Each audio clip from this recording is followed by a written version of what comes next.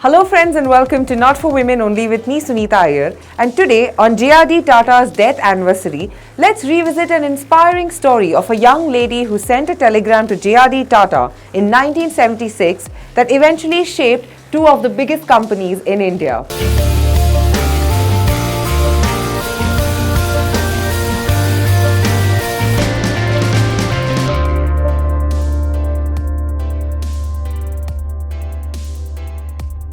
After topping electrical engineering from Karnataka University and passing with distinction from Indian Institute of Science Bengaluru in the same field, Sudha Murthy, who was then known as Sudha Kulkarni, came across a job advertisement in February 1974 which said telco wanted young, bright engineers, hardworking and with an excellent academic background. However, much to her disappointment, she found a footnote saying, "Lady candidates need not apply."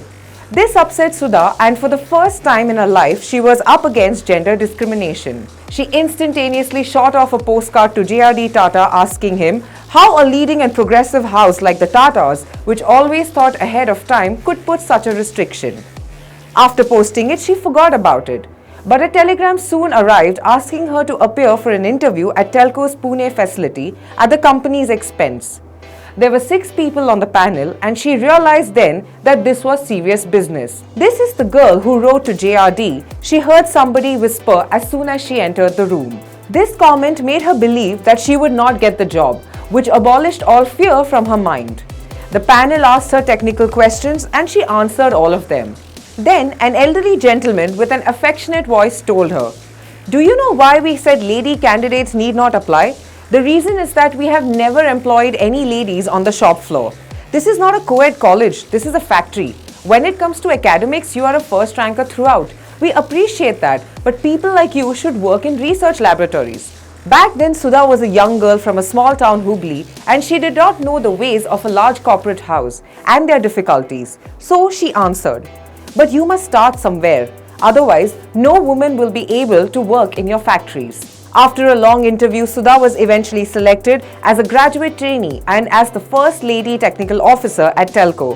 She first met JRD Tata in Bombay House when the then chairman Mr. Mulgaonkar introduced her saying, "This young woman is an engineer and that too a postgraduate. She is the first woman to work on the Telco shop floor." JRD looked at her while she was praying that he would not ask her any questions about her interview or the postcard that preceded it. Thankfully for Sudha, he didn't. Instead, he remarked, "It is nice that girls are getting into engineering in our country. By the way, what is your name?" She replied, "When I joined Telco, I was Sudha Kulkarni, sir. Now I am Sudha Murthy."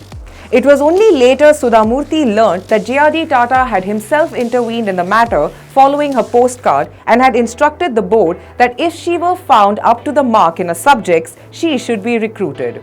After serving Telco for 8 years, Sudha Murthy put down her papers in 1982. It was by chance that she met JRD Tata in Bombay House, where she mentioned she was leaving the job. He said, "You fought so much for the job and now you're quitting it?" She told him that her husband Narayan Murthy wanted to start the Infosys adventure. Post which JRD Tata said, "If you make lots of money, you must give it back to the society as you have received so much love from it." And thus began Sudha Murthy's philanthropic journey as the chairperson of Infosys Foundation. In her own words, Sudha Murthy says, "Giving back to society is essential. It makes you more human. It makes you understand what is there in life. What is a philanthropy after all? It is all about loving fellow human beings."